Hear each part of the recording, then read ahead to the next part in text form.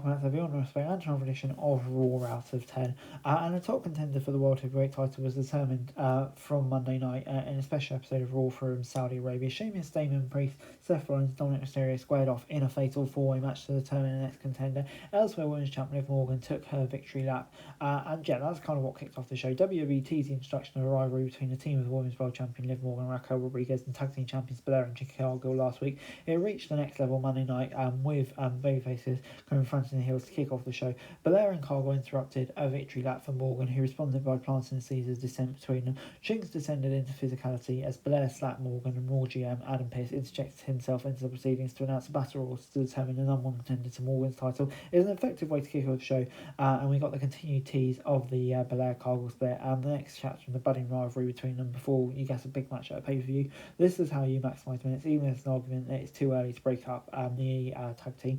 But we got the Battle Royal, and Io Sky earned a shot at the women's title with a grueling victory in the opening night bout of the night. It was things after Morgan and Rodriguez interfered, leading to the eliminations of Belair and Cargill in a moment that will likely lead to a high-stakes tag match at Survivor Series if Sky doesn't get her opportunity at the PLE first.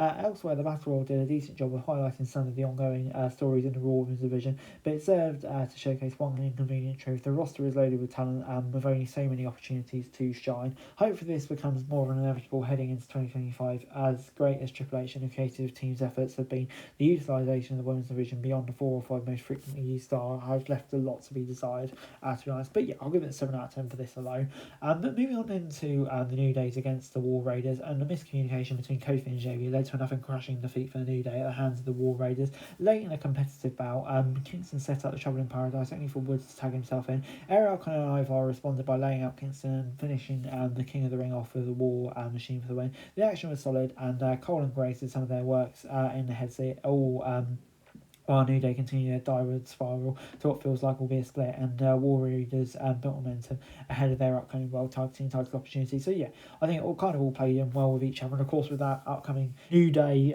celebration episode, it does very much feel like this is coming towards its inevitable conclusion, which is the end of the New Day. But anyway, on the heels of his appearance at Crown Jewel, where he saved Roman Reigns and used from a beatdown at the hands of the New Bloodline before kicking the OTC by mistake, Sami Zayn addressed his actions Monday. Before he could say much, Jey Uso interrupted and questioned whether his long-term friend intended to kick Reigns. Jimmy joined the fray, trying to talk sense into his brother or question Zayn's trustworthiness. After several more back and forth, Jey implored Zayn to come to SmackDown Friday and join him and brother Reigns to talk things out. This was the logical next step in a gradual reunion of the OG bloodline. Jimmy, who wanted nothing to do with Zayn, would logically take this issue after Jey trying to reunite with him. Jey understands the support of his friend. Now it's up to Zayn and Reigns to determine whether he'll be part of that War Games match. Before we got Dragon Lee against Chad Gable. Dragon Lee sought revenge against Gable after he attacked Rey Mysterio last week in a triple threat number one contenders match, squaring off with the Olympian in singles competition. What initially was a great match between two of the best performers on Raw, with styles that complemented each other well. Late in the match, Zelina Vega prevented Gable from cheating and earned an attack from Ivy Nell for her troubles.